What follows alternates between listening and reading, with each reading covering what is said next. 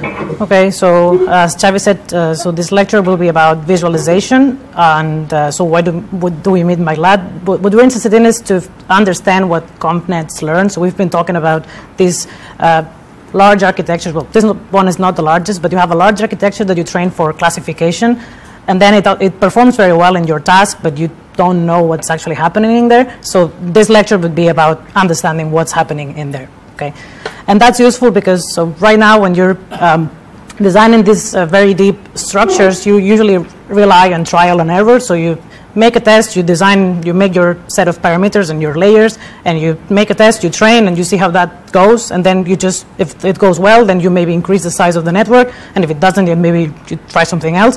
So visualization can help on that rather than just going blindly. If you visualize things, maybe you will converge faster. So that's the motivation of this visualization. So there's many things that you can visualize in a network. So I've made up a list here, and we'll go one by one. So we start with the first one, which would be visualizing the learned weights. So you train a network, and each layer there has a set of weights that have been trained, and you can visualize them.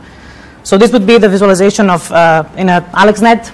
Here you have the first convolutional layer, and these are the different filters that the network has learned. And you see that here's like so edges and corners, which kind of makes sense. But unfortunately, these are the only filters that you can actually interpret, because these are the only ones that are operating with the image directly. So if you go to the second layer, the filters that will be learned there are applied to the first convolutional layer. So that, well, you could try and understand something, and maybe you can, but visually you can't really understand much. I put them here, by the way, and there's a demo that's called ConfNet.js, which you can actually train a network in the browser and see these weights that are learned in all layers. But again, as I said, the first layer is the only one that you can actually see things in the weights. So the second thing that you can do is look at the activations of the network when you input some data in there. So there's this paper here by Gerchik and al. That was published in CVPR 2 years ago.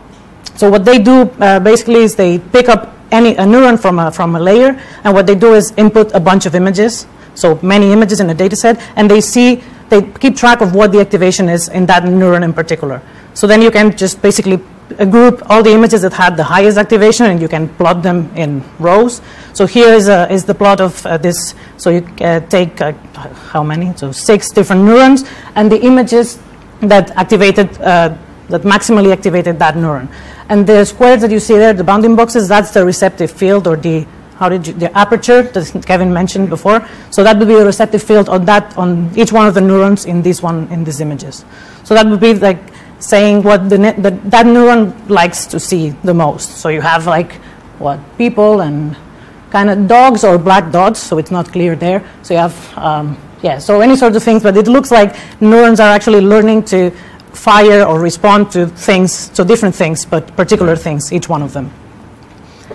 So there's also something else that you can do regarding the activations of the network. So you can, there's this occlusion experiment that Steeler and Fergus did on this paper. So what you can do is you have your network trained for classification, and you have an input image. And what you can do is find an occluder, so a black box that you're going to put in the image, and you can forward the image with changing the position of the occluder and keep track of what the probability is for a particular class. So if you know that image here is a Pomeranian, I don't know what that is, but a dog, okay? So you forward the image, and you keep sliding this window and keep forwarding the image, changing that location. And then you can build this map here, which is the probability of this class, or the dog class, as you change this the location of this occluder. So you can see how the probability decreases when you put the box in the face of the dog, which actually is telling you that what the important feature for that class in that image is the face of the dog. So it tells you something about what the network is learning. So yeah, that's for visualizing learned weights and the activations. Another thing that you can do is to use the representation that you get from a bunch of images and try to visualize all of them in a clustered way. Okay, so what you can do is you have your data set, so ImageNet, you forward all the images, and you extract this fully connected layer. So you have this 4096 representation, and what you want to do is to visualize the images in terms of what's their similarity using these vectors. But you cannot plot that because that's a huge vector. So there's this algorithm that is called t-SNE, which basically does its embed all these features into a space that you can actually plot, and where this pairwise similarities are preserved. So here's an example, I think, of MNIST. So it would be like taking LaNet, extracting features for all the images, and then plotting them using this, and then checking which class is each point. So you see that different numbers are clustered together, kind of. So that's a tool that you can use to visualize what the network has learned with your images. So you can also do this with ImageNet, and there's this tool here by Andrea Carpathy, and there's this picture. You cannot see anything, but you can go to the website and you can display it larger in your laptops, and it will be better. And there's also an implementation on scikit-learn, which should be super easy to use. So if you want to use that with your projects, those who are doing them, it's useful. Okay, so far we've looked at what can you do with the network in just a single forward pass, or not even a single forward pass, just extracting the weights. But now we're going to go into this more interesting things of what can you do forward and backward pass. What can you do with that information? So we start with this deconvolution-based approaches for visualization. So the idea is that, again, what we're interested in is to understand what each neuron on the network has learned. So we want to visualize a part of the image that the neuron likes to see. So to do that, what we can do is to forward an image until a certain layer where the neuron that we want to see is. And then at that point, what we want to do is just compute the gradient and backprop from there to get the gradient with respect of the image, and to basically see what the neuron would like to change in the image in order to make it fire more. But if you want to do backpropagation, you usually have a loss at the end, and then you set the gradient, and then you go back. But if you want to stop in the middle, you have no loss. So the idea is what you do here is that you set all gradients starting in that layer to 0, and you set the gradient to 1 in that neuron, and then you backpropagate. So then you get the gradient in the image, which is like the changes that you would need to make, but only with respect of that neuron. Okay?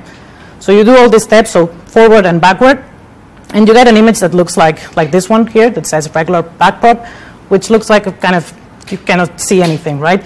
So the idea here is that when you do backpropagation, you have positive and negative gradients that basically are interfering with each other. So in the end, you get this and you cannot see anything.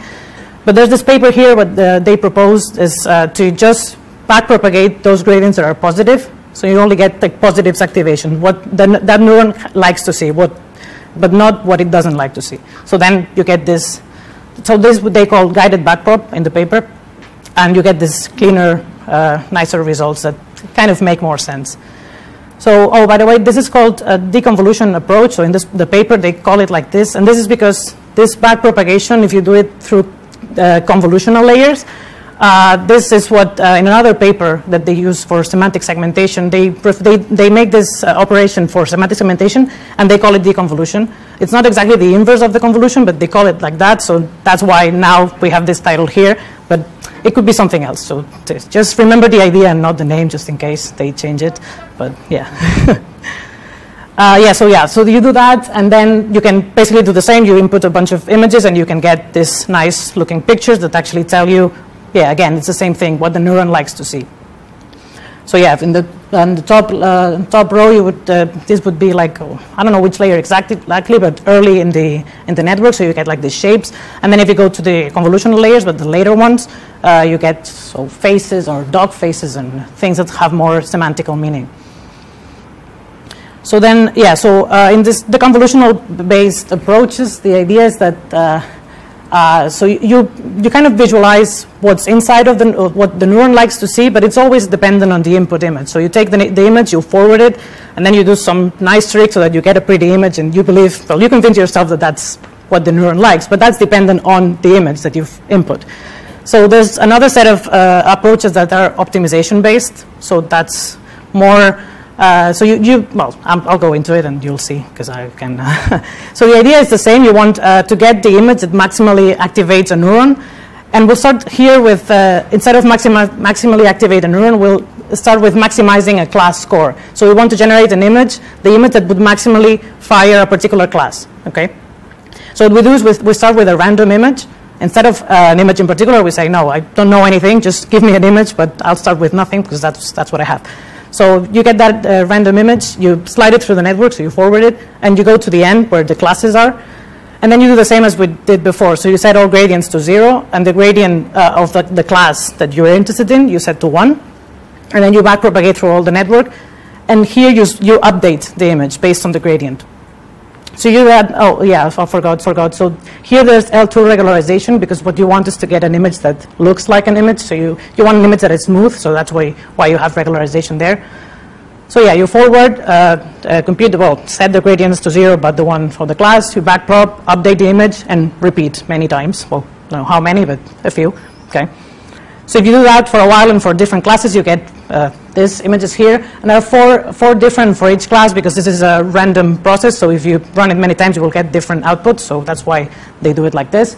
But it's interesting to see, like, so for example, if you look at the Flamingo class, so the idea is that you get an image that there's, pink things everywhere. So the idea is that it learned the concept of flamingo, and it knows that it's pink, so it just puts flamingos everywhere. And that's the way that you enforce that the class will, the maximum class will be always flamingo. So yeah, that would be different examples. And yeah, as I said before, you can do this not only with to maximize a class score, but you can maximize as well the activation of a neuron. So you can do that again, yeah, at many layers, and you would get these results like this. So again, these images look very similar to the ones that I showed before, but this is much cleaner because the input is random. So you generate something that is just actually what the neuron would like to see. Okay. So yeah, so all these, both the deconvolution and the optimization approaches that I mentioned are in this toolbox here. So I left the link. There's a nice video in which they try it with a webcam. So it's, I think, if you can manage to run it, it should be fun. Like if you're seeing yourself and what kind of activations you generate. So yeah. So now let's jump into this two that maybe you know the names already. Let's jump into the first one, which is Deep Dream, which I don't know if you've seen this because it was kind of viral on the internet a while ago. So it's this weird looking images that look like the network has been on drugs or something. It's created these weird shapes. So let's go into like how this is actually generated. So in Deep Dream, what you do is you start with an image that you would like to create something weird on it, and you choose a layer in which you would like to dream, which is actually what this was made by Google. So they say that you dream at a layer, so you have to pick the layer in which you dream. And what you do there is you want to go backpropagation from that layer. And what you do is you set the gradient, instead of saying this, I set the gradient to 1 and the rest to 0, you set the gradients to equal the activations on that layer. And then you backprop, you update the image, and go and do that for several iterations. So the important part here is this second step, which is setting the gradients to equal the activations. Because that means that at each iteration, and every little activation in that layer will get boosted in the second run.